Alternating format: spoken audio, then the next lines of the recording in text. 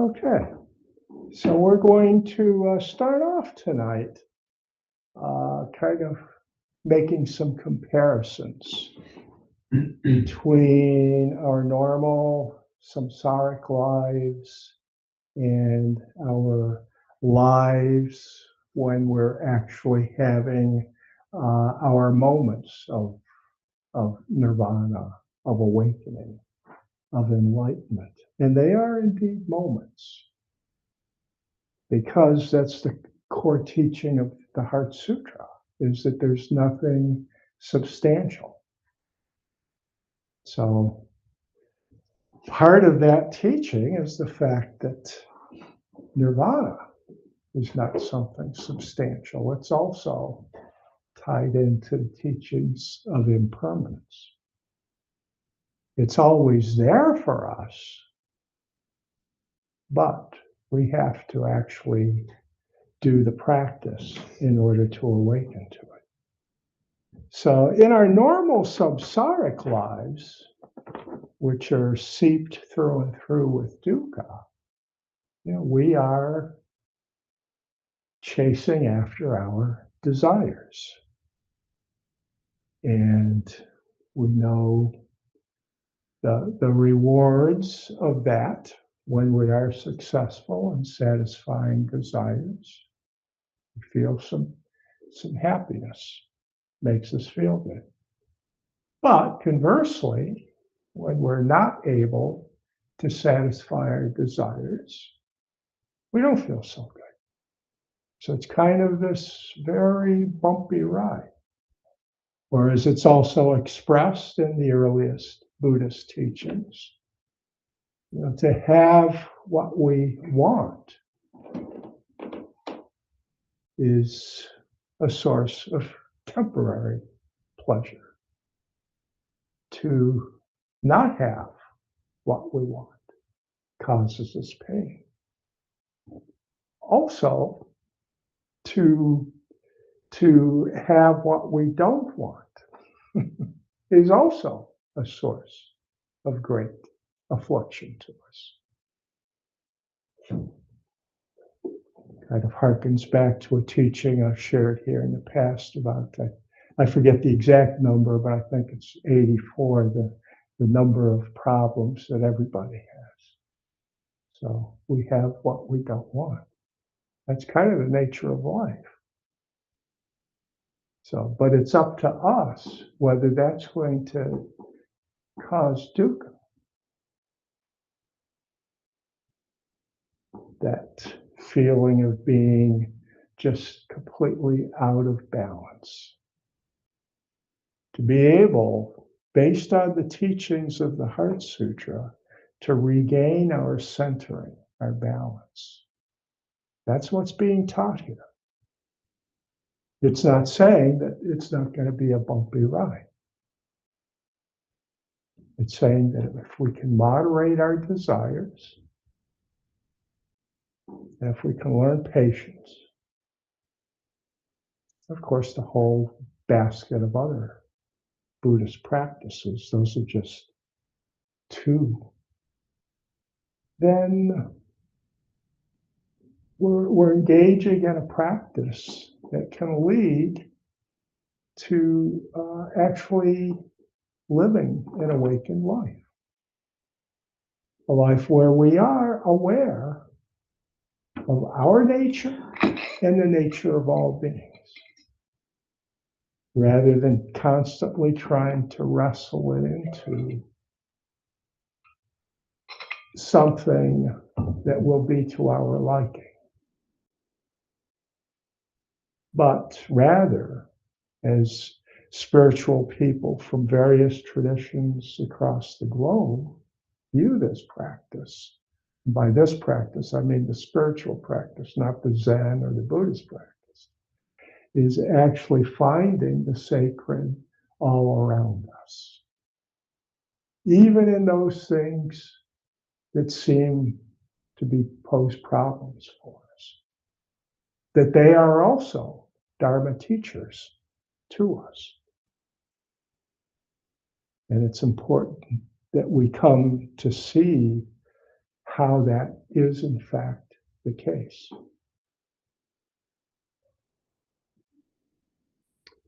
So the constant up and down, Shohoku tells us, is samsara. It's the bumpy ride.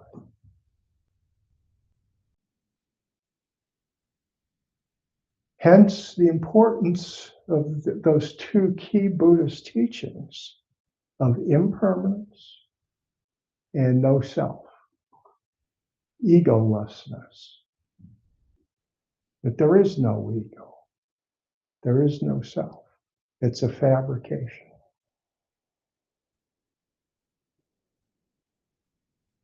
And impermanence is inescapable.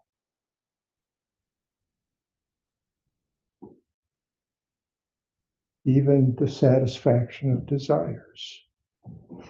It's temporary. We can look at people we might consider to be very successful. They don't escape these dilemmas, the same dilemmas we all face. You know, stock market is up one day. People of some means feel pretty good about it. And it's down the next day. And they're bemoaning the loss of wealth, which the wealth was literally just a fabrication. It was just digital wealth, right? It didn't really exist. And then there's the whole question about what is wealth after all anyway? Is it each individual compiling all these digits that translate into dollars? But by the time you come to make the translation, what's a dollar going to be worth? Talk about impermanence. And in a time of inflation is a great economic teaching on impermanence. Loss of jobs, teaching on impermanence. So we can see, if we just pause for a moment and look at the social ramifications of these teachings, that to follow the Bodhisattva path entails generosity rather than acquisition.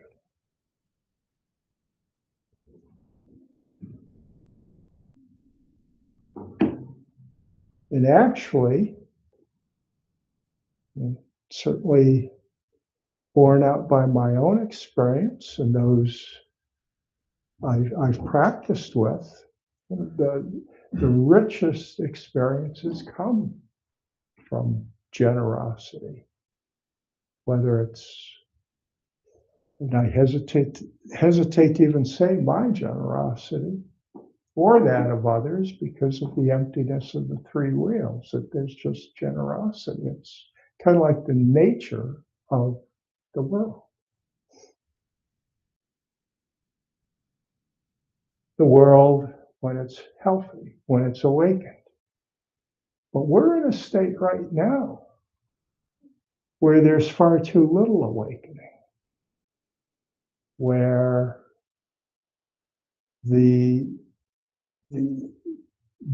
essential drive that seems to be feeding so much behavior out there is the rather egocentric drive, rather than the generous outflowing drive. And that leads to a whole litany of dukkha, which we needn't get into now. I don't think there's any need for it.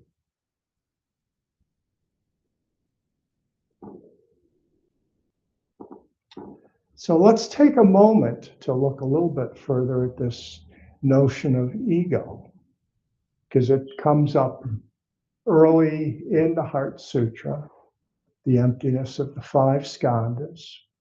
And the five skandhas constitute the kind of the building blocks of our sense of ego, of self. Form, which is our physical nature, our body.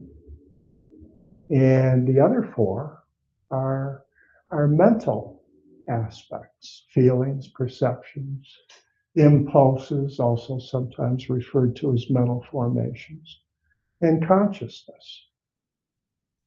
So as Shohoku points out in his commentary, these five aggregates apply to all beings.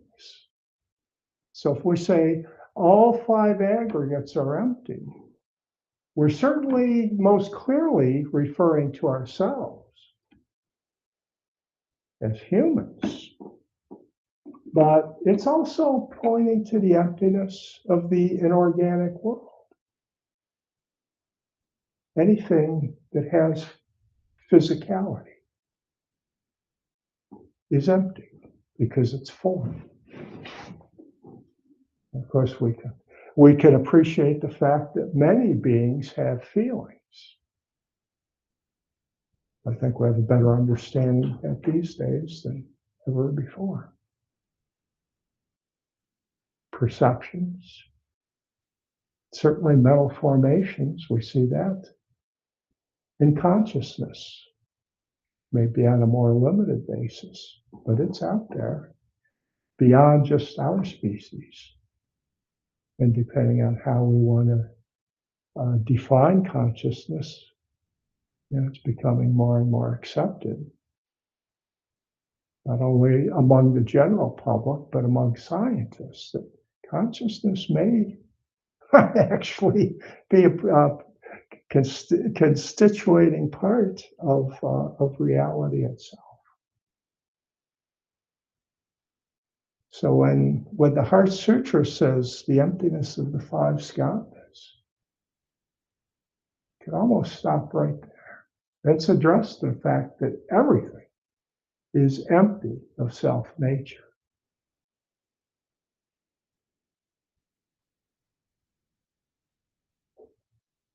And that's a powerful thing to come to understand, that nothing has self,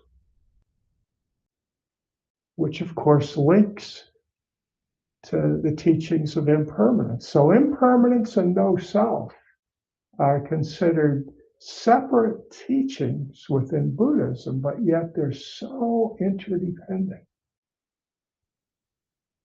The fact that our notion of self is predicated upon a sense of something unchanging, what we would term our being, that there is something that's stable from the moment we're even conceived and then born until we die. What is that thing? That's the question posed by the teachings of emptiness. Bring me that thing. Show it to me. Something within you that is not subject to change. What do we have in common?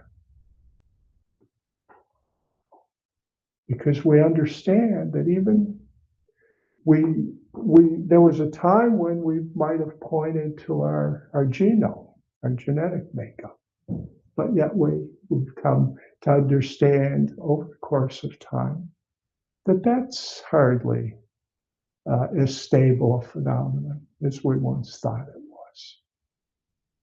was. Certain genes are like switches that can either get flipped on or off. And it changes the whole makeup of our physical nature. Not to mention mutations that happen, which are the cause of many of the diseases that we're afflicted with. And that was probably the most promising view of ourselves that we could pin some level of permanence to. Once we remove that, there's not much left that we could say, well, that's me. What could it be? So that's what's being pointed to here. And of course, as Buddhism is so good at doing, they kind of go all in on that, and they look at, well, what then constitutes the ego over any period of time? So change is always taking place within each of us and in the world around us, even among the things that seem the most stable. We now have gained clearer insight into how they too are constantly changing. The stars, we now know, are constantly changing. They're just furnaces that are burning through their fuel until their final stage of life. They too will die. What were once conceived of as being part of the heavens, eternity, we now recognize no, far from it. They're impermanent like everything else. Everything we've looked to as being permanent, we now understand not so. So what is the essence? What can we point to?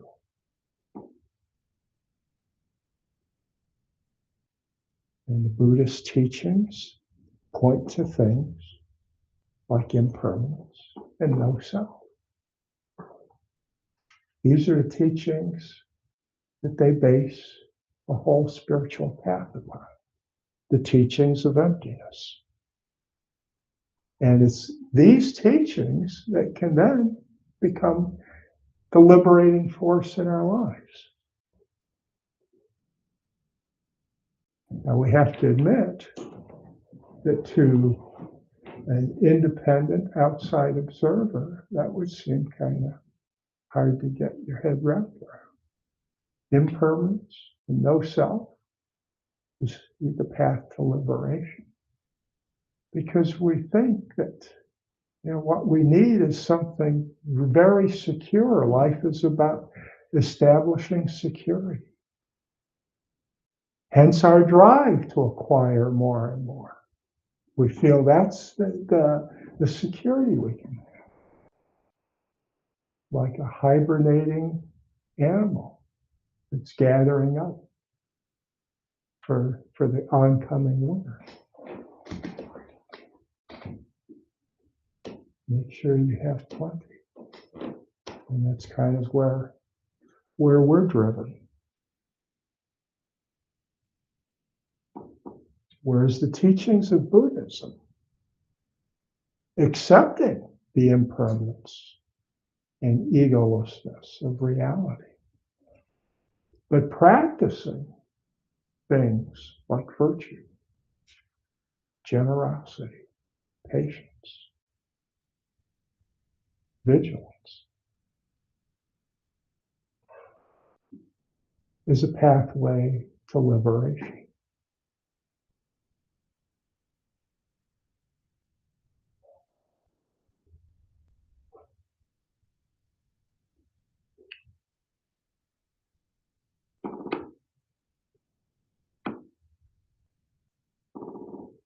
So making, and this is Shohoku, says that we can make a peaceful, stable foundation for our lives, which is what we call nirvana.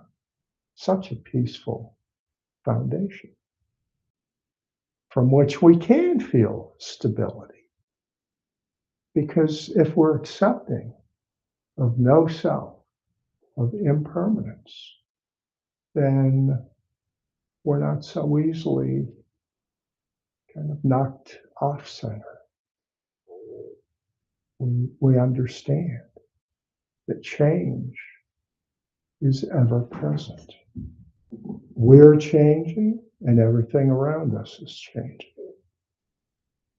And rather than seeing that as a problem, we can actually come and see it from a different light as being something positive.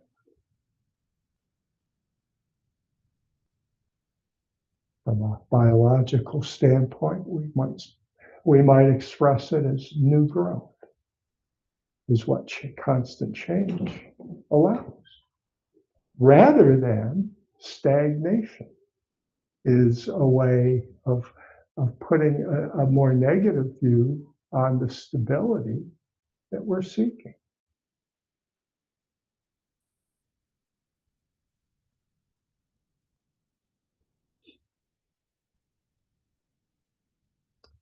So this teaching about everything is changing and nothing has any substantial existence. This is emptiness. This is the core teaching of Mahayana Buddhism. This is the teaching of the Prajnaparamita literature, which includes the Heart Sutra. And if we ignore this reality, then suffering ensues. It has to, because it's failure to see reality, accept reality as it truly is. Its nature is not a substantial nature. Its nature is impermanence and no self. Our nature is that. Can we become comfortable in that? And beyond that, actually see that as a wonderful thing. Relish the creativity that makes possible. Invites us to participate in the creativity that's all around us. That was as I've said here before, that was an early awakening I had about the nature of the emptiness of all things, was creativity. It opened the doorway for that. So rather than seeing no self and impermanence as problematic, they're a wonderful gift, actually. We can see it that way. If there was permanence, including with self, where would the opening be for creativity? Things would be what they are, substantially in their essence. End of story. You are what you are. Or as Popeye used to say, I am what I am. So he was not a Mahayana practitioner. They needed to have an episode with him where the priest was teaching him, no, Popeye, you're not what you are. You are constantly changing. And as soon as you awaken to that, life will be beautiful.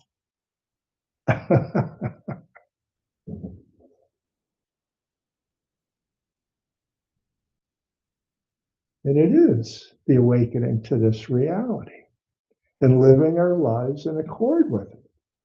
It makes our life become nirvana. And that's what the Heart Sutra is teaching us.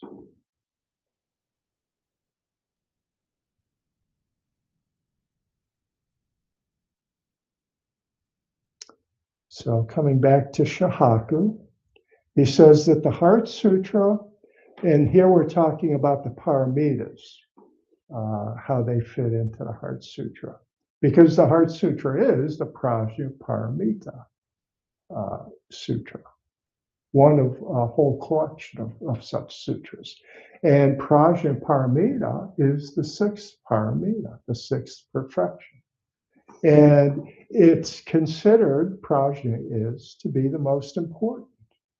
of the paramitas.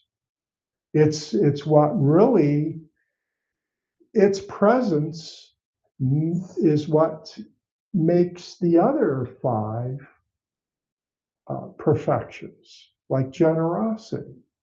And Shohoku goes through this in his chapter on the Heart Sutra.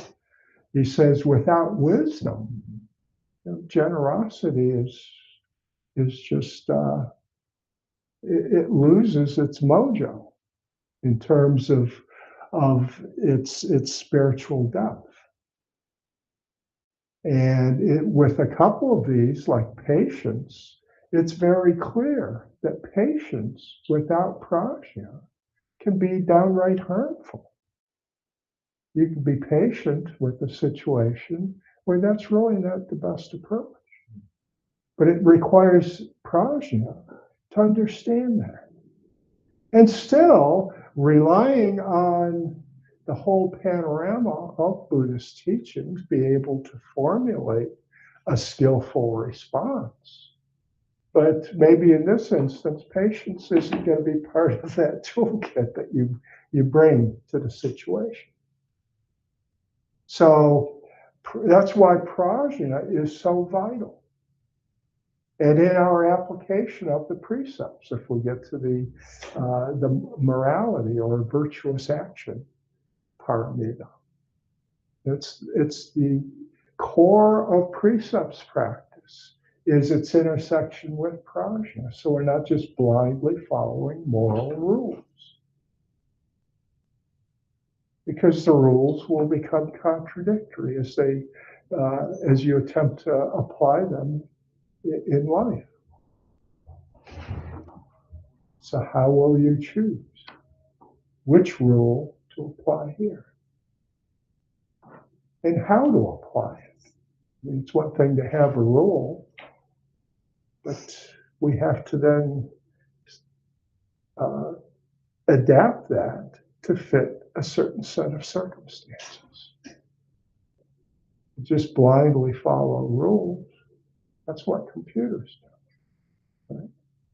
That's one of the concerns about AI. We'd make them very powerful, but without prajna, they can do a lot of harm. That's kind of what Shohoku's pointing out here. Even though this was written before AI became the burning issue it is now. But I think what he has to say kind of shines a light for us there about the dangers that are posed. That given our great power these days, it requires wisdom.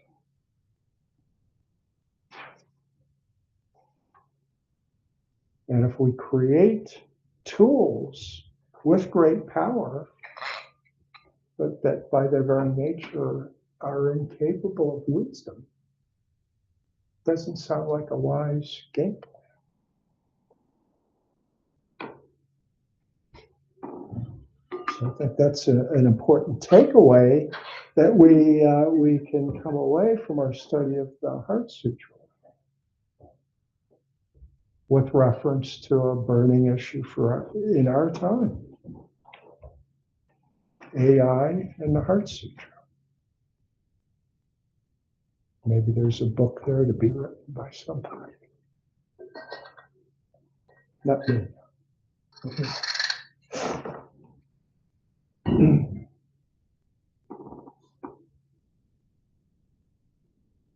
In fact, a line straight out of Shohoku. He says, we need a deep understanding of a situation to see what is most helpful to everyone involved. It's difficult enough for we humans to have such a practice.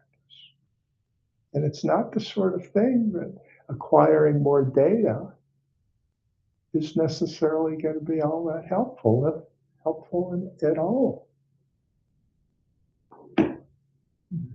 To see the whole situation, but we're beings of limited view. And so is AI. Yeah, John. And I just wanted to point out, I thought generosity has a special quality that you're referring to right now, because it's about helping people get what it is that they really need. Might not be what they're asking for or looking for. Right. What they're really needing. Yeah. And only wisdom can help with that. Yes, yes. Which is why that's why I brought prajna into that whole mix of the other paramitas. It's prajna that really brings them to life. Yeah. Yeah. And without prajna, all of those can become pretty problematic. You know, as any parent knows, in the case of generosity, you can be ultra generous with your children and create monsters in the process, right? It happens all the time.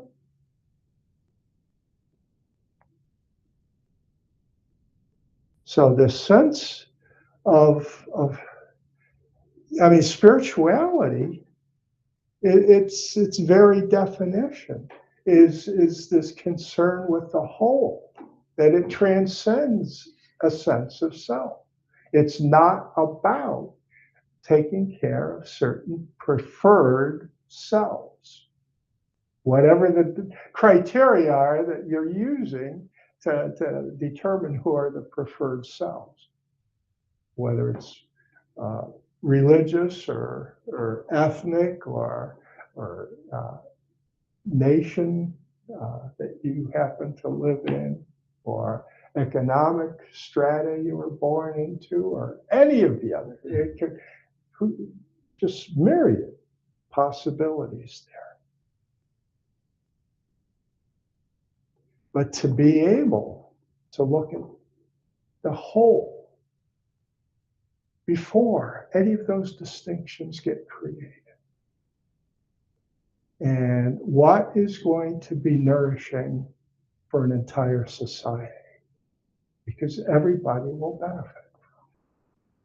You know, we've gone through periods in our history where that mode of thinking was in the ascendancy. But sadly, we've also gone through periods where there's the retraction and we go in the other direction. And we're no longer focused on the whole, but it's kind of a glorification of the self and self-seeking, self-maximizing. And that through that, the whole will be very well cared for. I mean, never mind the fact that the evidence right in front of us to see with some clarity points to the error of that point of view. They're just not in keeping with reality. That greed doesn't create well-being for the whole. It flat out does not. It just means that resources get funneled to those who have more.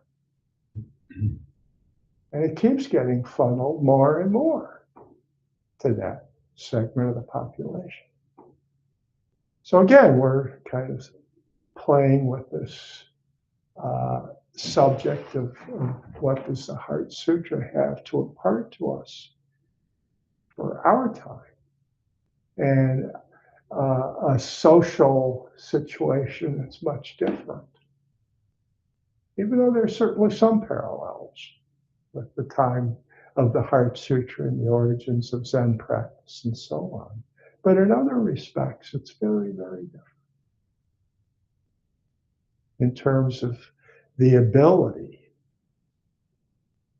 for people to do this funneling away from what's of benefit to the whole.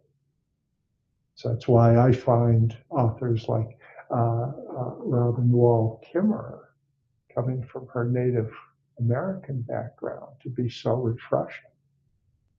An indigenous worldview that actually sees reality through the eyes of an entire community, and a society made up of various communities, and recognizing that they're just part of this great planet that we all inhabit, and having that realization driving their view of reality and how they treat the world that they inhabit and interact with great prajna,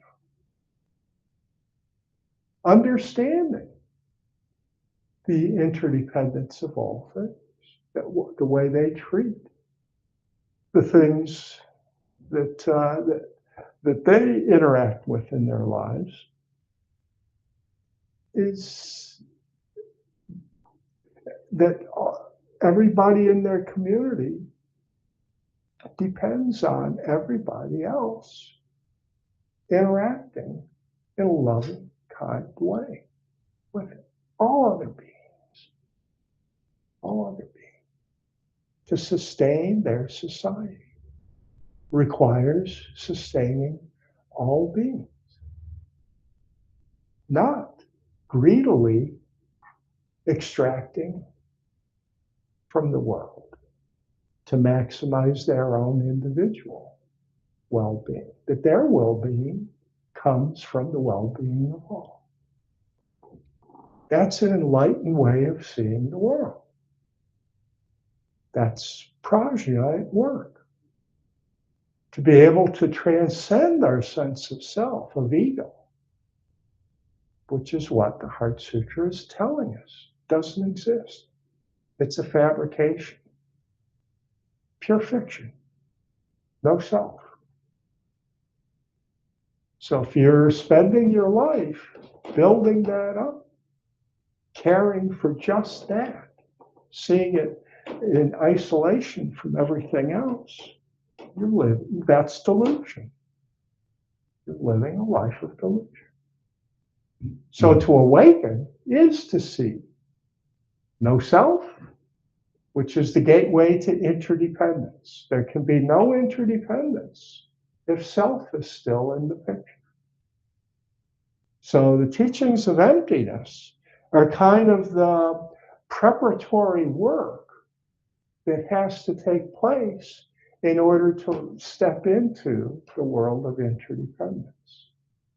Now, you've let go of your sense of self, and you've opened up the possibility to see yourself as just the reflection of everything else around you.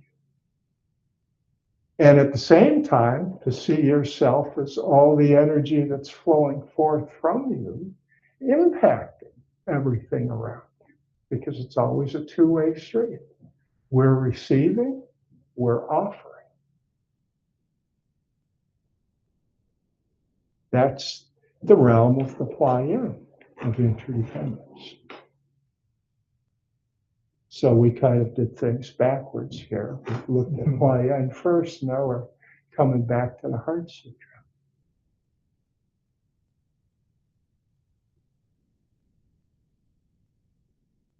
But that's the nature of the dharma. We keep kind of pecking away at these various teachings, all of which kind of shed light on one particular aspect of reality.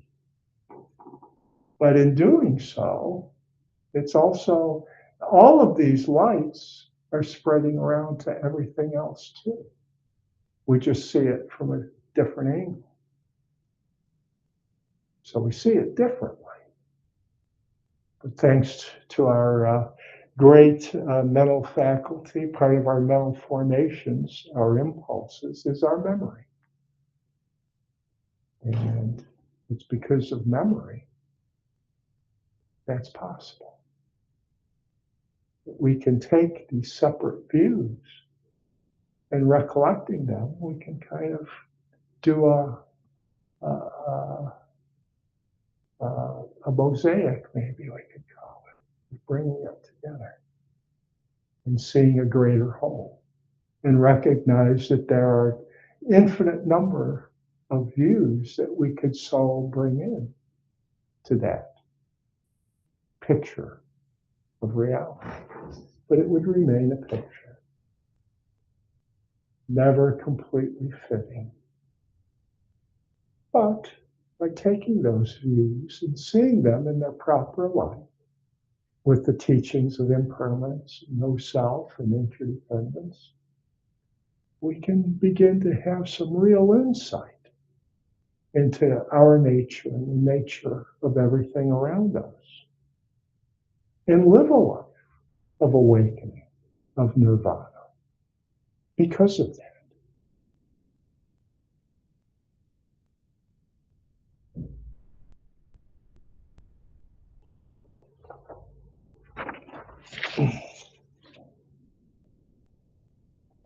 So maybe a good point to close out on. There's a section in this chapter that's titled by Shohoku, "The Situation in Which the Heart Sutra is Expounded." And in this section, he references the two versions of the Heart Sutra. There's a longer version, and then there's the shorter one, which is the one that we're familiar with, because that's what we chant here. Now, the longer version has kind of a prelude and a postlude.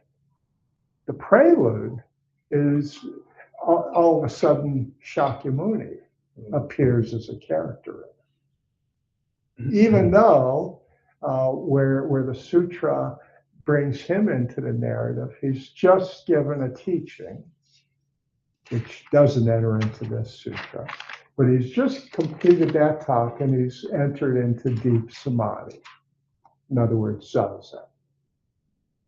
And Avalokiteshvara, from his practice of deep prajna, which, as Shohoku points out, his practice of deeply practicing prajna paramita, that's zazen.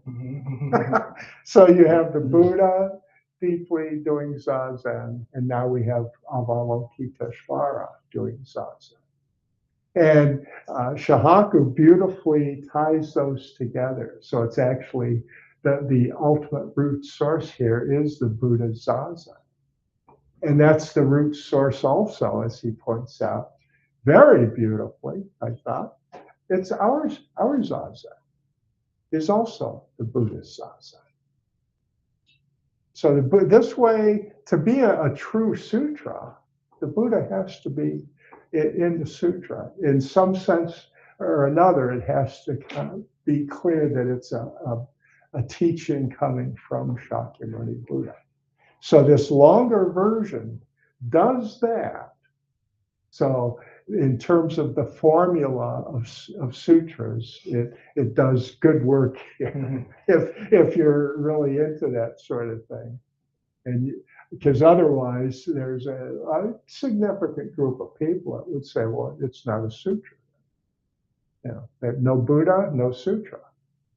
But because the Buddha does appear, and we have this beautiful imagery with the Buddha transmitting to Avalokiteshvara, transmitting now to Shariputra, in the course of his instructions being imparted in the Heart Sutra. Because Shariputra, what we don't get in our shortened version is what prompts this teaching that's being given by Avalokiteshvara to Shariputra. The longer version has Shariputra posing the question to Avalokiteshvara. So, how does a person practice prajna paramita? How do you do that? How do you become wise? How do you attain this kind of state of mind? So it's that question that then triggers the rest of the Heart Sutra. That's the prelude. And the postlude, we don't need to concern ourselves with it, just the Buddha giving it a stamp of approval at the end. We always need that too. If somebody else is giving the teaching, we need to make sure that the Buddha was there, heard it, and said, he nailed it. He's absolutely right. Without that, still not a sutra. So if you have that going on, now you've got the Buddhist seal of approval, and you can trust it. But in all seriousness, the way this flows in terms of the practice of deep prajna and the fact that that is zazen. And this, of course, is certainly the Zen Buddhist takeaway from the Heart Sutra, which is why Zen Buddhism emphasizes the practice of zazen. Because this is the gateway through which we can become beings endowed with prajnaparamita. It requires that kind of letting go. Letting go is at the heart of zazen, and letting go of our usual way of seeing things. Letting go, opening up. They're essentially the same thing in terms of the practice of zazen. So that's essentially what is being taught here. So the reason why the Heart Sutra is filled with all this negativity, denying everything, pulling it away from us, from our understanding of who we are, how we experience things, the senses, the objects of our senses, the teachings of Buddhism. It's all pulled away. So when we're through with the Heart Sutra, we talk about opening the hand of thought. I mean, we have let go of everything. Now we have completely open hands without grasping or clinging. So in that sense, the Heart Sutra could be seen as the essential teaching of the third noble truth, which is that since the follow-up to the second noble truth, that the cause of suffering is clinging and grasping, the third noble truth is simply saying that, well, if you know the cause, now you know how to fix it. And rather than the Eightfold Path, we can now insert in here the teachings on emptiness. And say, you talk about letting go, not clinging, not attaching. The Heart Sutra will do that job for you in a radical way.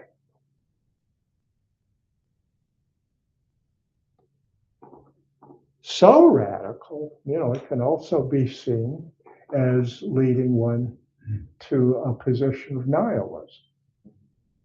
So there is that danger that we have with this teaching because it is so radical in terms of its opening the hand, opening and letting go. Unfortunately, there are other Buddhist teachings. So I'm so glad that we're going to look at Sandokai after this. It's just one of those teachings. Talk about this merging of unity with difference. Because there still is difference. As we know, even though there are no eyes, ears, nose, tongue, but yet there are. As exchanges between Zen masters and their students demonstrate.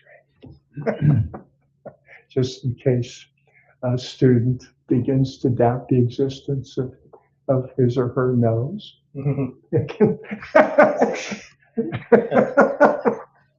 There are ways to work with such foolish students. So that way we can get our feet back on the ground again. But having come through these teachings of emptiness, so we see it in a different light. See it in a much different light. So that's enough from me. Probably too much. Any other questions, thoughts? Yeah, go ahead. The prelude, right, the longer Yeah. version of the Heart Sutra, Mhm.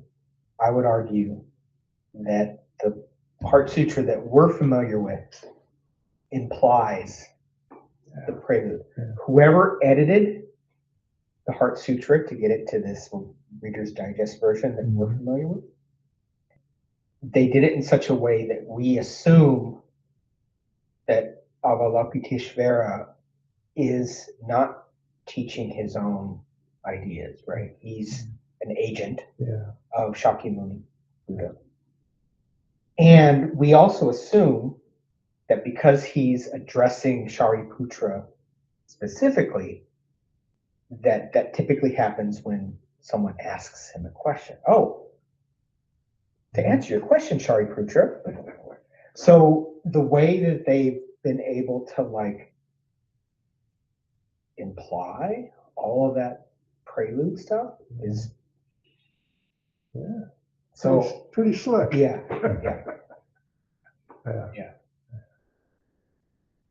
Yeah, I agree.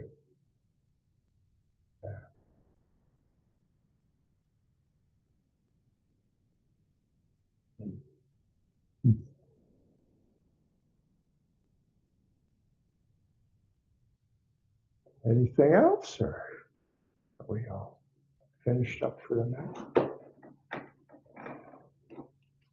Okay.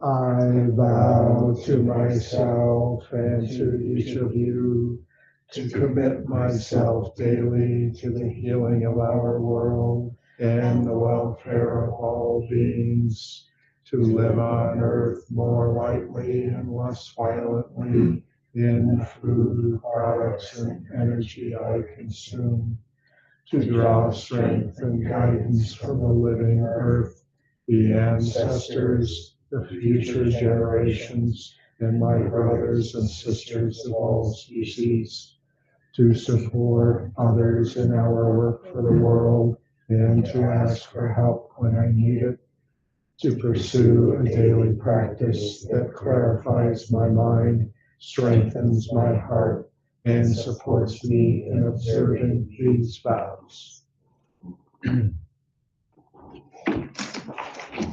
All right, well, I hope to see really everybody for this Saturday, since we'll have an important board meeting. Those are always great opportunities to see what we're thinking of in terms of the future, to make this an even more vital saga for those of us traveling this path.